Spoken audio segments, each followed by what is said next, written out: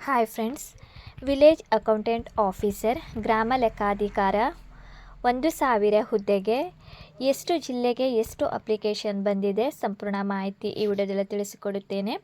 ಅದೇ ರೀತಿ ನಿಮಗೆಲ್ಲರಿಗೂ ಗೊತ್ತಿದೆ, ಯಾರು ಈ ಒಂದು ಹುದ್ದೆಗೆ ಅರ್ಜಿ ಸಲ್ಲಿಸಿದ್ದೀರಿ ಅಂಥವರಿಗೆ ಸೆಪ್ಟೆಂಬರ್ 29ನೇ ತಾರೀಕಿಗೆ ಕಡ್ಡಾಯ ಕನ್ನಡ ಪರೀಕ್ಷೆ ನೀವು ಬರೆಯಬೇಕು. 150 ಅಂಕಗಳು ಇರುತ್ತದೆ. ಅಲ್ಲಿ ನಿಮಗೆ 50 ಅಂಕಗಳು ಪಡೆದು ನೀವು ಪಾಸಾಗಿದ್ದರಷ್ಟೇ ಈ ಒಂದು ಸ್ಪರ್ಧಾತ್ಮಕ ಪರೀಕ್ಷೆಗೆ ನೀವು ಅಟೆಂಡ್ ಮಾಡಬಹುದು. ಹಾಗಾದರೆ ಯಾವ ಜಿಲ್ಲೆಗೆ ಎಷ್ಟು ಅಪ್ಲಿಕೇಶನ್ ಬಂದಿದೆ ಸಂಪೂರ್ಣ ಮಾಹಿತಿ ಈ ವಿಡಿಯೋದಲ್ಲಿ ತಿಳಿಸಿಕೊಡುತ್ತೇನೆ. ವಿಡಿಯೋ ಸ್ಕಿಪ್ ಮಾಡದೆ ಕೊನೆವರೆಗೂ ನೋಡಿ. ಯಾರೆಲ್ಲ ನನ್ನ ಚಾನಲ್ ಹೊಸದಾಗಿ ನೋಡುವವರು ಪ್ಲೀಸ್ ಸಬ್ಸ್ಕ್ರೈಬ್ ಮಾಡಿ ಮತ್ತು ಪಕ್ಕದಲ್ಲಿರೋ ಬೆಲ್ಲೈಕನನ್ನು ಕ್ಲಿಕ್ ಮಾಡಿ.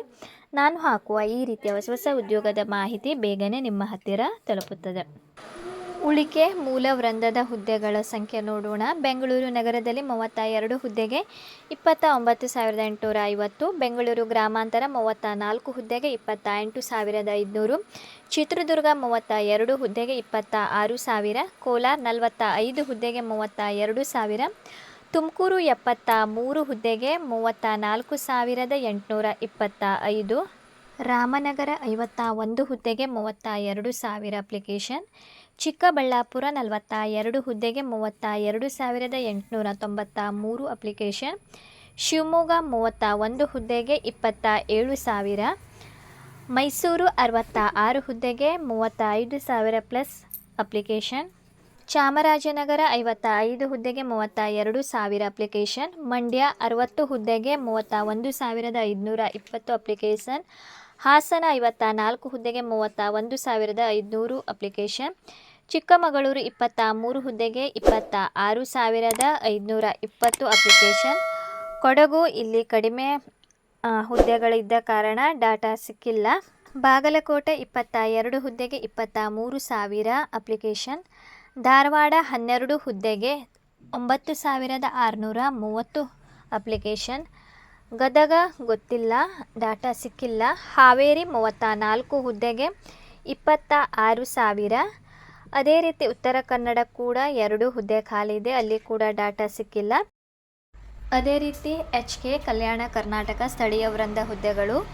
ಕಲಬುರಗಿಯಲ್ಲಿ 67 ಹುದ್ದೆಗೆ 46,350 ಅಪ್ಲಿಕೇಶನ್. ರಾಯಚೂರು 4 ಹುದ್ದೆಗೆ 1,635 ಅಪ್ಲಿಕೇಶನ್.